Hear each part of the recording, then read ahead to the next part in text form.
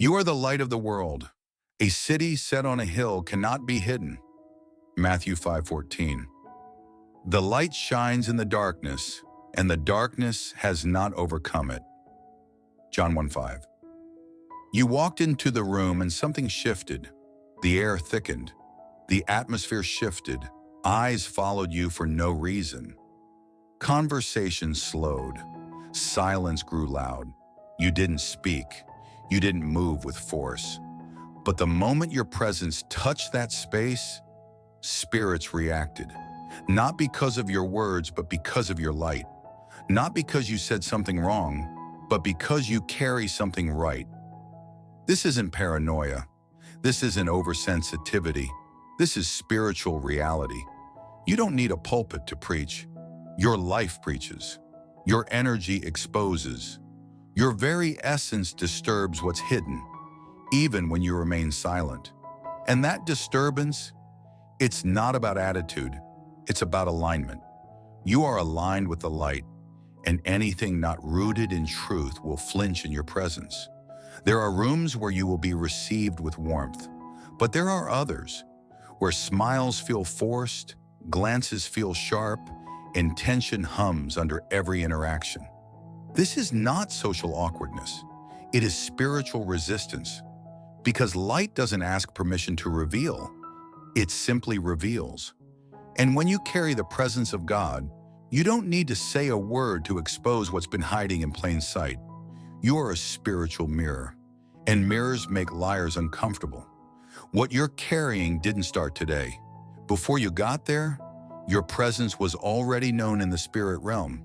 Your vibration was felt. Your light was registered. The alarms in the darkness sounded before you said hello. People stared. Some mocked. Some withdrew. Why? Because they're not reacting to you. They're reacting to what's in you. You've walked into places and felt the atmosphere choke. You've sat at tables and watched tension arise from nowhere. You've entered conversations and suddenly everything shifted. This is not emotional instability. It is spiritual activity. You disturb spirits that were at rest in compromise. You disturb atmospheres that grew comfortable in manipulation. You disturb systems built on silence and sin. Because you are a disruption, not a decoration. You are not there to fit in. You are there to pierce, to uncover, to usher light into places that have survived in dimness. You are the kind of soul that doesn't need volume to shift the room. You were sent not to match frequencies, but to redefine them. Even when you try to be gentle, kind, quiet, the discomfort remains. Because it's not about tone, it's about truth. And those who have lived long enough in spiritual disguise will find your presence unbearable. Not because you attacked them, but because you awakened something inside them they've spent years trying to silence. Your walk convicts, your posture preaches, your peace irritates chaos. You are a trigger for transformation, even when you're tired. So no, you're not imagining it. That look, that shift, that strange silence. You are not too intense. You are not too much. You are not wrong. You are marked, you are seen, and you are spiritually disruptive. By design. When you enter the room, you don't just take up space, you awaken it. This isn't just about social energy, it's about spiritual chemistry, and light always makes shadows run.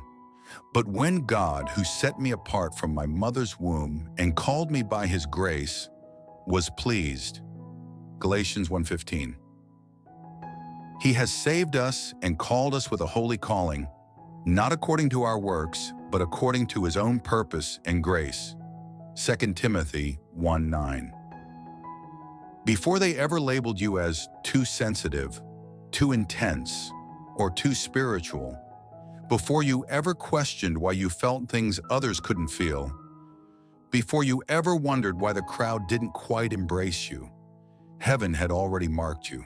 You weren't created to conform, you were appointed to awaken. Your soul was formed in fire. Your calling was sealed in heaven, and you were never meant to blend in with a world God created you to confront.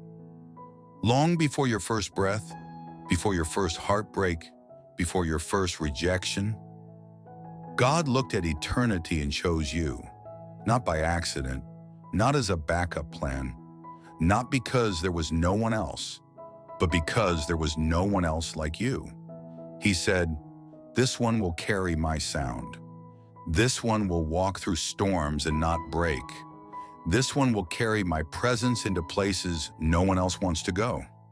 That is your origin story. You were born with spiritual distinction. You tried to be normal.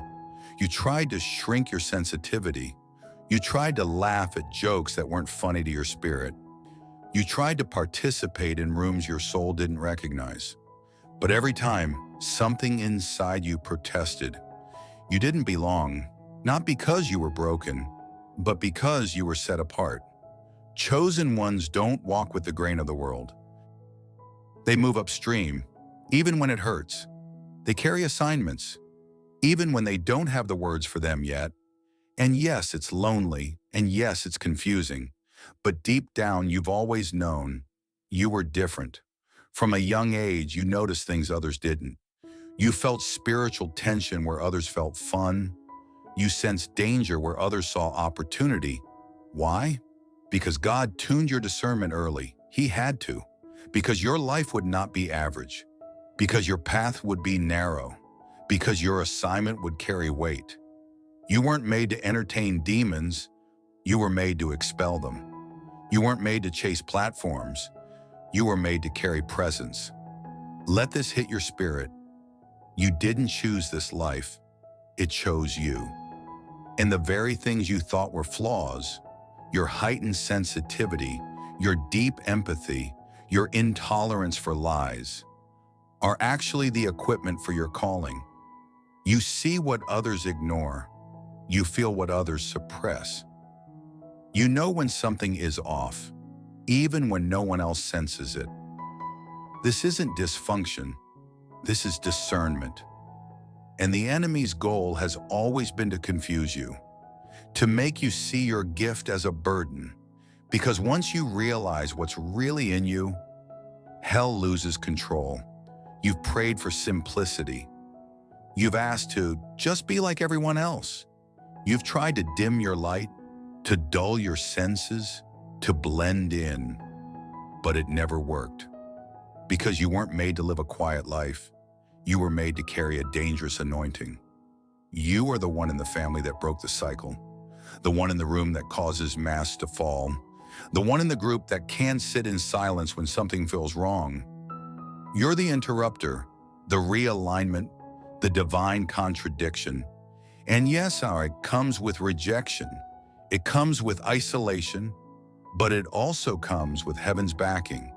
If you've ever felt like an alien in your own home, if your whole life you've been told you're too deep, too intense, too much, if you've cried in silence because you didn't know how to carry this weight, let this be your confirmation.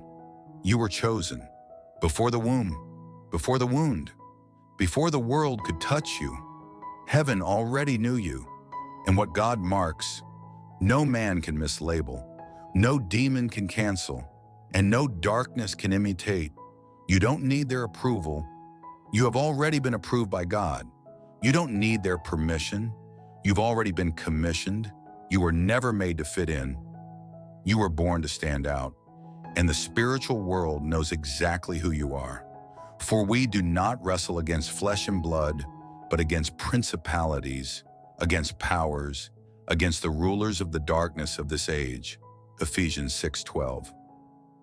Even before you speak, your enemies turn back. You are feared as the one who hears the cry of the righteous. Psalm 56:9, paraphrased. Before you ever realized who you were, before you knew the weight you carried, before you said your first prayer or read your first verse, hell had already identified you. Not by your talent, not by your platform, but by your light. The council of darkness knew your name before you did. There are meetings in the invisible realm, war rooms in the spirit, and at those tables the names of the chosen are mentioned, not in celebration, but in strategy. You see, darkness doesn't fear everyone. It fears the marked. It fears the obedient. It fears the ones who don't need crowds to be committed. It fears the ones who say yes in the dark when no one's watching. That's you. You've been watched. You've been tracked. Not because you're weak, but because you're dangerous. Have you ever wondered why your warfare started before your ministry? Why you were attacked before you even stepped into your purpose? Because the enemy saw the seed, and seeds are vulnerable. So he tried to abort the process early. That childhood trauma, it wasn't random. That betrayal that shattered your trust, it was timed. That heaviness you carried long before you had language for it, that was resistance. The enemy saw the light before you saw the mirror. He saw your authority, and authority always attracts attack. Everything they tried failed. The attacks you endured, they weren't just warfare. They were confirmation. Confirmation that you are one of the ones hell fears. Confirmation that your assignment carries eternal consequence. Confirmation that your presence agitates spiritual systems that prefer slumber. Every time you got back up, every time you forgave when you could have hated, every time you chose obedience over comfort, hell lost ground, and heaven took notes. Let me tell you something few dare to say. You are a weapon, not in a violent sense, but in a vibrational one. You walk into a room and systems shift. You speak a word and spirits react. You pray in silence and walls begin to crack in the unseen. You were not created to decorate spaces. You were created to disturb them. And that's why it's been hard. That's why you felt misunderstood. That's why you've been labeled, avoided, or even attacked. You are not the problem. Your presence is. Because when you show up, things are forced to change. Masks are removed. False peace gets agitated. Hidden sin gets nervous. You're not just a Christian. You are a collision. You've felt fatigued, confused, and under pressure. You've faced attacks with no clear source. You've lost people for no clear reason. This is not failure. This is not punishment. This is the friction of calling. The more you grow in awareness, the more visible you become. The more visible you are, the more resistance you stir. Not because you're doing something wrong, but because you're finally doing something right. If you've been asking, why me? Why now? Why this level of spiritual pressure?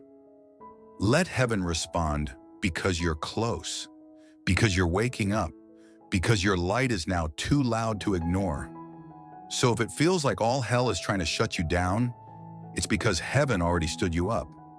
You are a threat, not because of your volume, but because of your vibration. The Council of Darkness knows your name. They met about you. They tried to delay you. They tried to deceive you, but they couldn't stop you because the one who called you already gave you victory. He was oppressed and afflicted, yet he did not open his mouth. Isaiah 53:7. Be still before the Lord and wait patiently for him. Psalm 37:7. There's a silence that doesn't just echo, it wounds. It's not the silence of people, not the silence of absence, but the silence of heaven. You've fasted, you've prayed, you've wept until there were no words left, and heaven still said nothing. The visions dried up, the dreams paused, the prophetic stream slowed, and you ask with trembling lips, where are you, God? Why won't you speak? Heaven's silence is not heaven's absence. When God goes quiet, he is not ignoring you. He is forming you. The silence is not a punishment. It is a sacred pause in the courtroom of eternity. Because when God is about to elevate you, he doesn't speak louder. He often steps back to reveal what's inside you. It's easy to have faith when the fire falls, when the visions come, when the answers arrive fast. But in the silence, that's when faith gets refined. That's when motives get exposed. That's when identity is either rooted or ruined. God uses silence like a mirror. You begin to see what was hiding beneath the noise. Were you obeying for answers or for alignment? Were you serving for applause or for presence? In the silence, your soul answers. Let this wreck your spirit. Even Jesus, the Word made flesh, cried out to the Father and heard nothing. He said, "My God, why have you forsaken me?" Not because he doubted God's love, but because heaven's silence was part of the divine process. Jesus was fulfilling destiny, yet God withdrew his voice. If silence was required for him to finish the mission, why are we surprised when it visits us? The enemy will whisper, "You're abandoned. You're off course. You missed it." But here's the truth. You are not being punished. You are being trusted. God trusts you with stillness. He trusts you to pray even when you don't hear back. He trusts you to keep standing when heaven is quiet. Because real authority is built in the hush, not in the hype. Make no mistake, he will speak again. And when he does, what felt stuck will suddenly shift. What felt distant will suddenly draw near.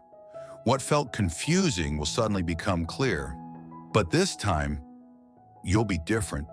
Because in the silence, God wasn't changing your situation. He was changing you. So if you're in that silent space right now, if your prayers feel like they're bouncing off the ceiling, if your discernment feels dull and your fire feels dim, breathe, be still, and remember, he's closer than you think. Heaven's silence is heaven's surgery, and when he's done, you won't just hear his voice again.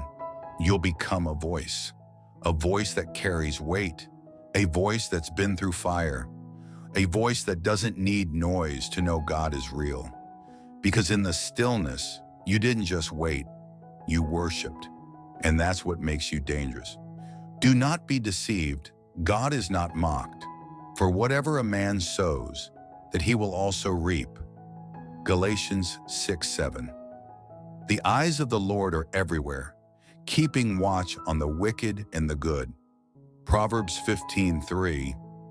You will shine among them like stars in the sky. Philippians 2:15. When the chosen one enters a room, they don't have to speak for something to shift. Their very presence begins to activate a spiritual law, the law of return. What is hidden comes to light. What's been suppressed starts to surface. What's been tolerated can no longer hide. You don't even mean to, but when you show up, everything that's false starts to tremble because your presence functions like a mirror, and mirrors don't attack, they reflect. You've probably felt it. People recoil when you enter. Conversations dry up. Some look away, others look through you. You didn't say anything offensive. You didn't preach. You didn't rebuke. You just stood there. And suddenly the room felt tense. Why? Because the light in you started revealing what was hiding in them. Not to shame them, but to call it out. You don't have to rebuke anyone. Your peace already convicts the restless. Your purity already challenges the manipulative. Your truth already exposes every performance. You don't realize it, but every time you walk into a place with the Spirit of God on you, you're activating a divine mirror in the atmosphere. And those who have lived behind spiritual cosmetics, those who've learned how to blend in and hide dysfunction with charm, can't stand to look into it. Not because you're prideful, but because you're real. This is the double-edged sword of your anointing. Your presence magnifies. If someone carries light, they'll be drawn to you. They'll feel comforted, seen, understood. You'll speak a word and their spirit will leap. But if someone carries compromise, even your smile will make them flinch. You'll start to notice certain people withdraw when you speak truth. Some get sarcastic or passive-aggressive. Others avoid eye contact or exit the room when you show up. This isn't paranoia. This is spiritual law. You are sowing light, and light causes everything else to react. You've walked through too many silent seasons. You've cried prayers no one heard. You've served in rooms that never clapped for you. You've stayed obedient when it cost you everything. But hear this, the law of return is now in motion. Every hidden seed is coming back. Every pure motive is being honored. Every prayer birthed in obscurity is about to echo in public spaces. You didn't sow for applause, you sowed for alignment. And now that harvest is coming, not just as blessing, but as confirmation. Here's what many don't understand. When a chosen one walks into a room, the people around them begin to experience their own return. The mocker begins to reap confusion. The manipulator begins to reap exposure. The humble begin to receive fresh oil. The seeker begins to get clarity, not because of you, but because of what's moving through you. You are not just a mirror, you are a magnifier of spiritual outcomes. So if people have been treating you differently, if old friends seem distant, if certain conversations go cold when you enter, if atmospheres get tense without warning, it's not about attitude, it's about atmosphere. You are walking in the law of return, and that law doesn't just reward the faithful, it exposes the false.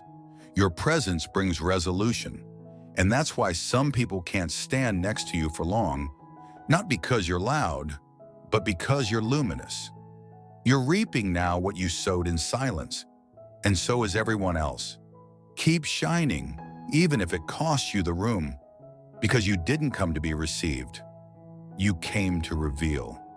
You are witnesses of these things. Luke 24:48. The Spirit Himself testifies with our spirit that we are God's children. Romans 8:16.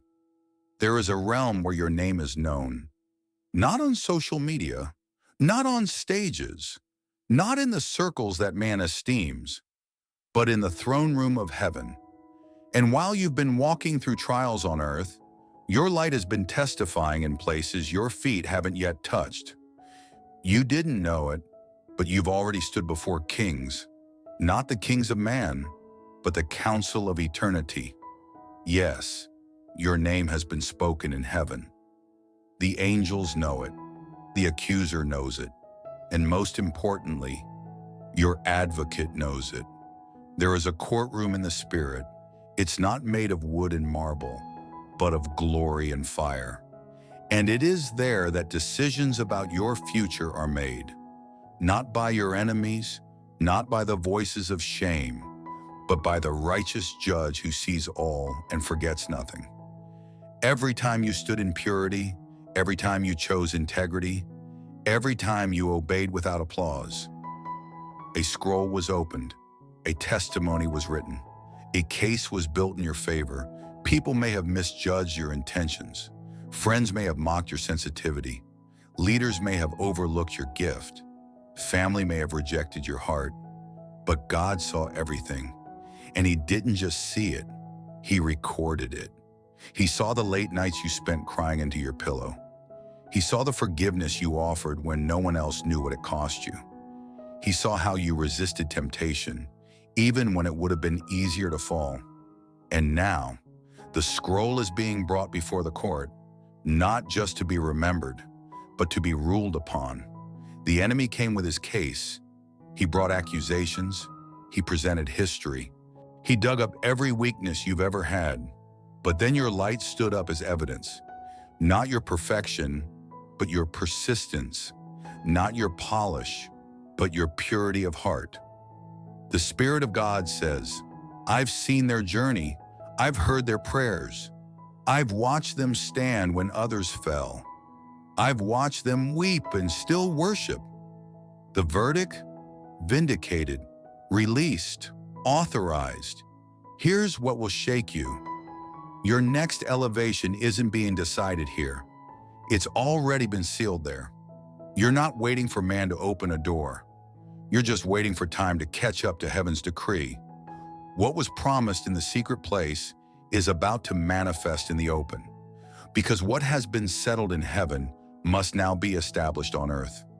If you felt overlooked, if you've wondered if God has forgotten your sacrifice, if you've questioned whether your prayers meant anything, hear this clearly. Your name is not only written in the Lamb's Book of Life, it's written on the lips of angels, etched into eternal scrolls, and sealed with the fire of God's justice. You are not just called, you've been heard, you've been cleared, you've been commissioned. Heaven has ruled in your favor. Now walk as one who's been approved, not by people, but by the courtroom of glory. Would you like me to continue with part 7, Restoration and Public Honor? Those who look to him are radiant. Their faces are never covered with shame. Psalm 34, verse 5. There comes a moment in the journey of every chosen one where what was whispered in pain is finally declared in power, where the very areas you were mocked, mistreated, and misunderstood become the places where God publicly honors you. Not in secret, not behind closed doors, but in the presence of the same spirits that tried to bury you. You tried to explain yourself and they didn't listen. You tried to love them and they withdrew. You tried to bless them and they cursed you. And now God says, watch what I prepare. Not behind their backs, but before their faces. This is not revenge. This is redemption. Because God doesn't just restore what was stolen. He multiplies it. He dresses it. He anoints it. And he does it in plain sight. They minimized your emotions. They mocked your discernment. They said you were too spiritual, too deep, too different. But they didn't know you weren't performing. You were carrying. You were carrying weight. You were carrying truth. You were carrying oil. And now that oil is being poured out, not in private, but in front of every tongue that rose against you. The betrayal didn't break you. It built you. The rejection didn't end you. It refined you. The silence didn't erase you. It qualified you. Every tear you cried became currency. Every lonely night became language for others. Every unanswered question became the foundation of your authority. You didn't just survive the storm, you were transformed in it. Now the same pit they left you in, God is turning into a platform. Let this wreck your soul. The weapon formed, it aimed, it fired, but it failed. Because when you're chosen, your trials are not just tolerated, they are transformed into testimonies. God is not just restoring what the enemy stole, he's restoring you, your identity, your confidence, your seat at the table.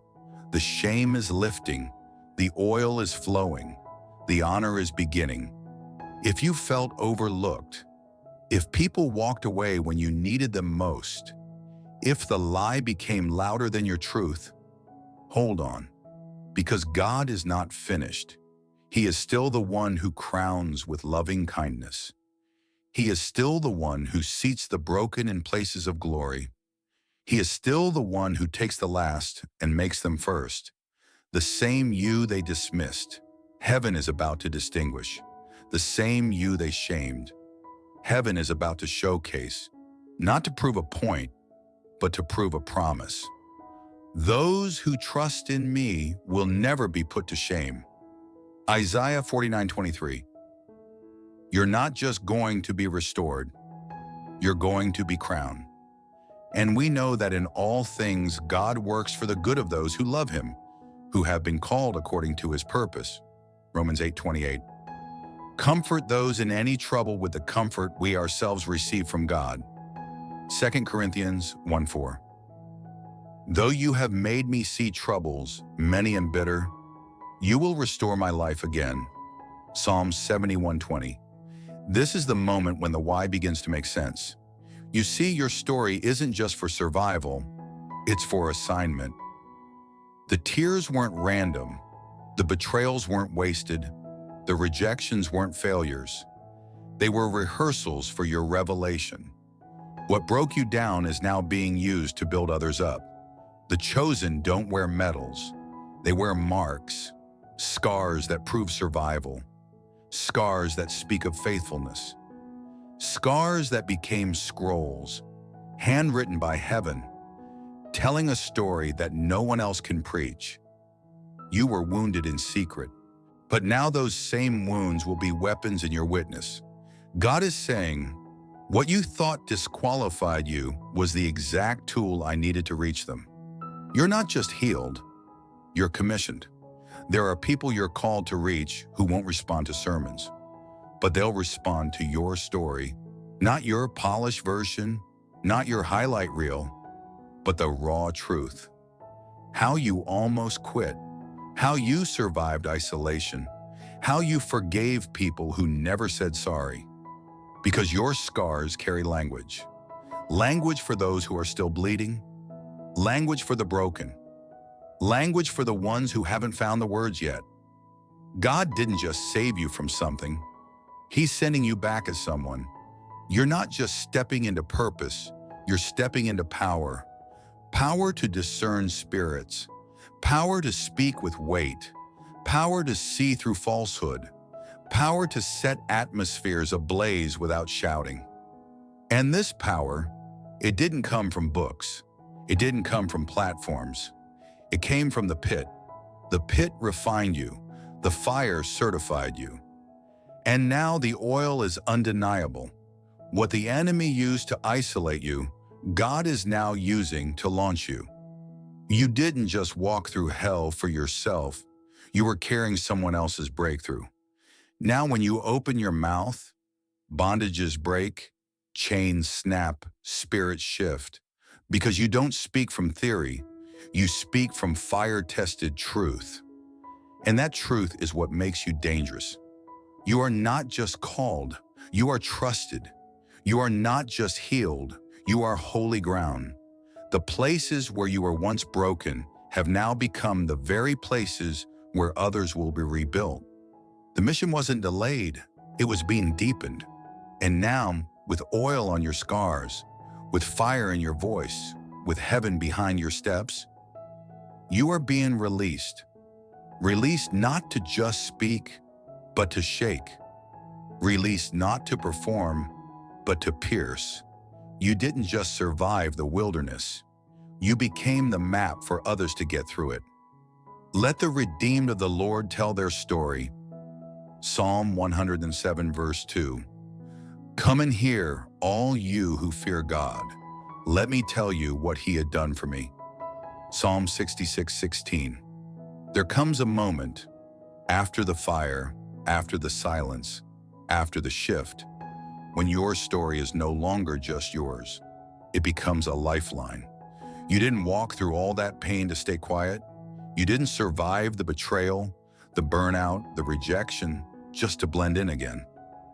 Now it's time to testify, because someone, somewhere, is suffocating in the smoke you once escaped.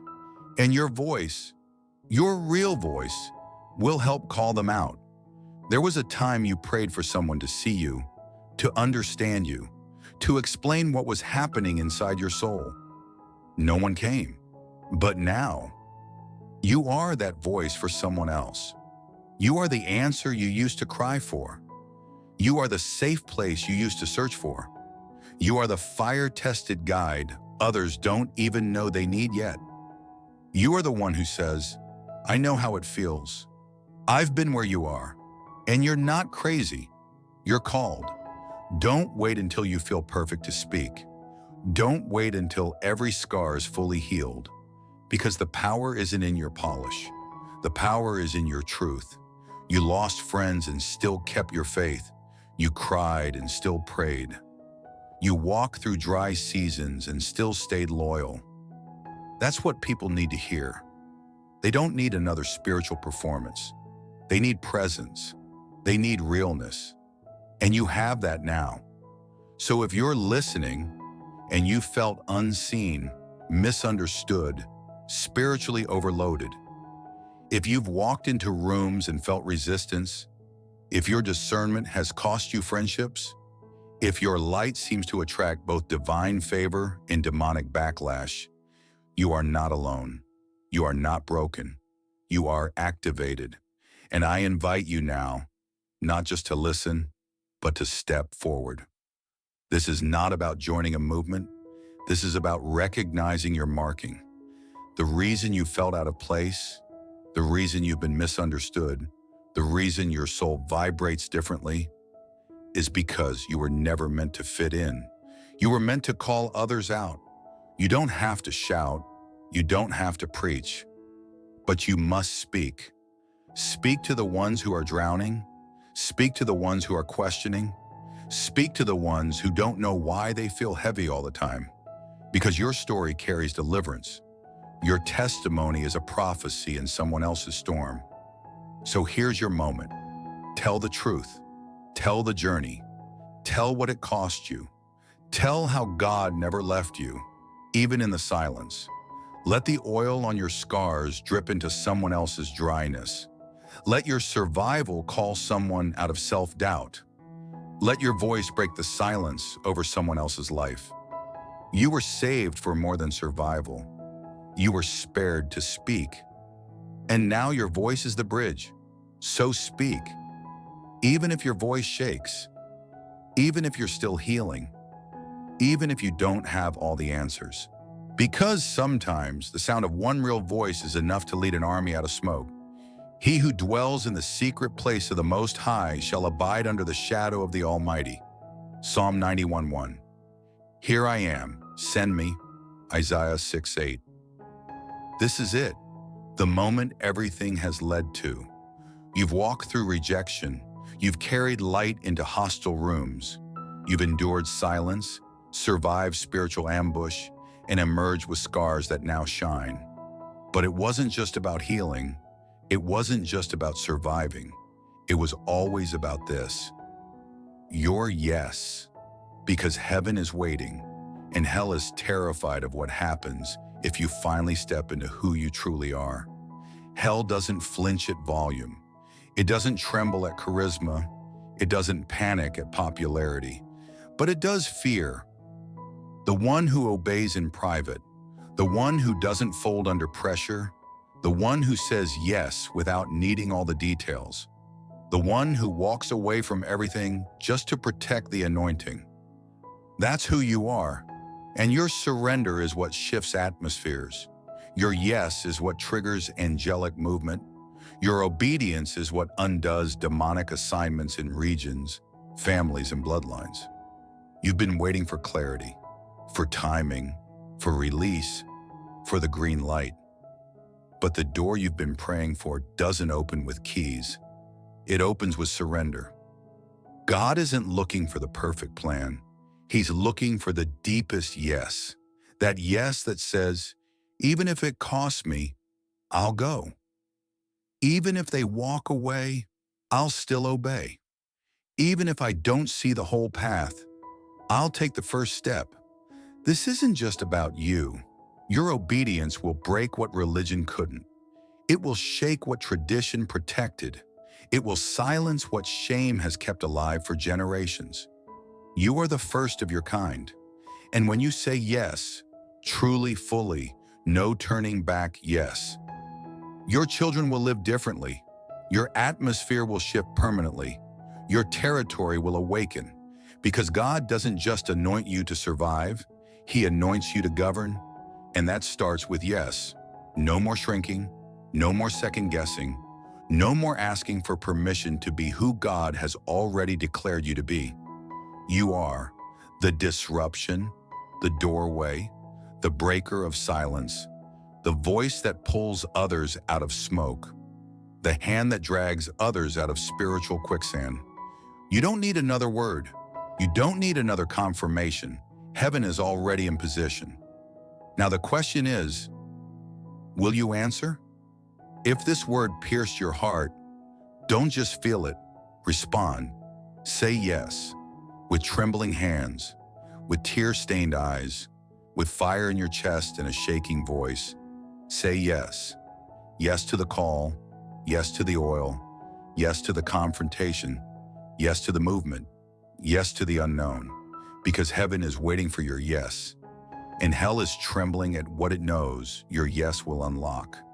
You don't need to be ready. You just need to be willing. Now, say it out loud.